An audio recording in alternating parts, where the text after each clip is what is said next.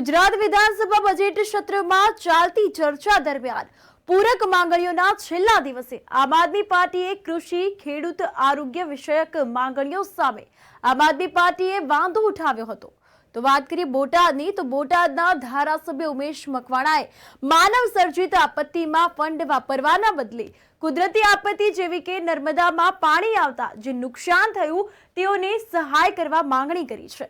સરકાર પર આરોપ લગાવતા આપ પાર્ટીએ કહ્યું છે કે સરકારની નજીકની વીમા કંપનીઓને લાભ આપવામાં આવા ફંડ ડાયવર્ટ કરવામાં આવે છે।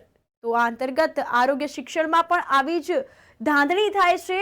તો શિક્ષણમાં શિક્ષકોની ઘટ છે, આદિજાતિ માટે પણ કોઈ વિકાસ જે કલ્યાણની વાત જ નથી તેવું તેઓએ જણાવ્યું છે। છેલ્લો દિવસ છે માનનીય નાણામંત્રી દ્વારા અનુભાઈ દેસાઈ દ્વારા 9 જેટલી અલગ અલગ વિભાગોની પૂરક માંગણીઓ લઈને આવ્યા હતા, જેમાં આમ આદમી પાર્ટીએ એમાં વાંધો ઉપાડ્યો છે। જેમાં મહેસૂલ વિભાગની પૂરક માંગણી હોય, કૃષિ ખેડૂત કલ્યાણ સહકાર વિભાગની પૂરક માંગણી હોય કે પછી આરોગ્ય અને પરિવાર કલ્યાણ વિભાગની માંગણી હોય કે ઉદ્યોગ અને ખાણ વિભાગની માંગણી હોય। આ અલગ અલગ જે પૂરક માંગણીઓ જે છે ગૃહની અંદર આમ આદમી પાર્ટીએ એમાં ઘણા બધા સૂચનો પણ કરેલા છે। જેમાં મોટું જોઈએ તો જે ખાતું માનનીય મુખ્યમંત્રી શ્રી પાસે છે એવું મહેસૂલ અને કુદરતી આફતોનું, જેમાં જોઈએ તો નર્મદામાં જે માનવ સર્જિત પૂર આવ્યા હતા, અનેક લોકોના ઘરમાં પાણી ઘૂસી ગયું હતું, માલઢોરનું નુકસાન થયું હતું। આવા જે માનવ સર્જિત જે પૂર આવવાના કારણે જે લોકોને ખૂબ પારાવાર નુકસાન થયું હતું, ત્યારે પણ આમ આદમી પાર્ટી લોકોની વચ્ચે જઈ અને સેવા કાર્ય કર્યા હતા। એટલે કે જે કુદરતી આફતો જે હોય છે એમાં આ બજેટ વપરાય એવી આમ આદમી પાર્ટીએ માંગણી કરી છે, નહીં કે માનવ સર્જિતમાં આ ફંડો વપરાય। સાથોસાથ જ્યારે ગુજરાતની અંદર કુદરતી આપત્તા આવે છે ત્યારે મારા બોટાદ જિલ્લાની વાત કરું, ભાવનગર જિલ્લાની વાત કરું કે ગુજરાતના અન્ય જિલ્લાઓની વાત કરું તો ખેડૂતોને અનેક નુકસાન થતું હોય છે, ખેડૂતોના પાક નિષ્ફળ જતા હોય છે। તો આજે પણ મારે બોટાદ જિલ્લાની વાત કરું તો એક પણ રૂપિયો બોટાદ જિલ્લાના ખેડૂતને વળતર ચૂકવવામાં નથી આવ્યું, નથી મારા ભાવનગર જિલ્લાને ચૂકવવામાં આવ્યું। એટલે કે આ જે ફંડ જે છે એ પોતાની માનીતી કંપની, વીમા કંપનીઓના ડાયવર્ટ કરવામાં આવે છે, પોતાના મળતીઓને ડાયવર્ટ કરવામાં આવે છે। માત્ર ને માત્ર ગૃહની અંદર પૂરક માંગણીઓ લાવી અને બહુમતીના ધોરણે પૂરક માંગણીઓમાં મતદાન કરાવી અને આ જે માંગણીઓ છે એ પૂરી કરવામાં આવે છે।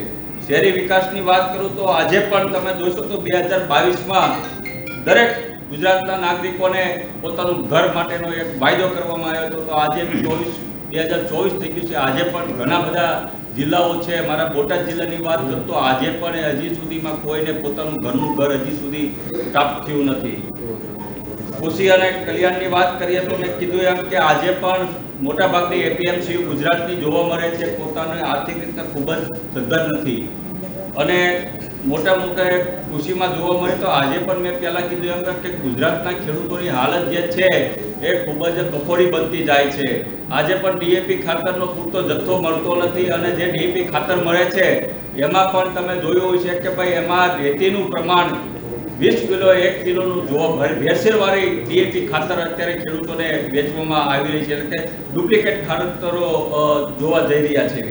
સાથોસાથ વાત કરીએ જંગલ વિસ્તારના જાનવરોની તો આજે પણ ખેડૂતોને પોતાના વિસ્તારમાં, ખેતીના વિસ્તારમાં ફરતી તાકની યોજના તો આપે છે, બજેટ પણ ગૃહની અંદર રજૂ કરવામાં આવે છે, પણ આજે પણ મોટા ભાગના ખેડૂતોને પોતાના જંગલી જાનવરથી પોતાના પાકને બચાવવા માટે વાડ હજી આપવામાં આવી નથી।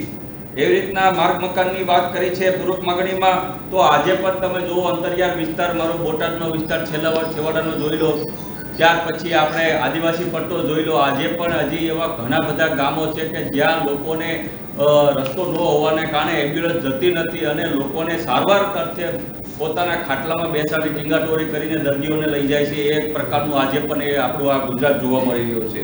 શિક્ષણની વાત કરીએ તો મેં પહેલાં પણ કીધું કે એમ ગુજરાતનું જે શિક્ષણ છે પૂરક માંગણીઓ લઈને આવ્યા છે માનનીય શિક્ષણ મંત્રી શ્રી, એને અમે શિક્ષણમાં દેવા તૈયાર છીએ, પણ આજે પણ તમે જોવો છો કે ઇન્ફ્રાસ્ટ્રક્ચર ગુજરાતમાં શિક્ષણનું નથી।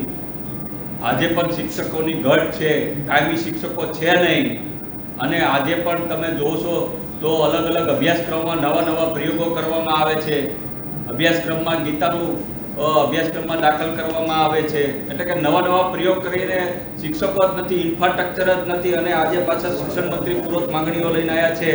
સાથોસાથ એવી રીતના વાત કરી આદિજાતિ વિકાસની, તો ગુજરાતમાં રહેતો આદિજાતિ વિકાસ વાળો વિસ્તાર જે 15% જેટલો છે, એના છેવાડાનો આજે મૂળ માલિક જે છે આપણો આદિવાસી વસતો માણસ છે.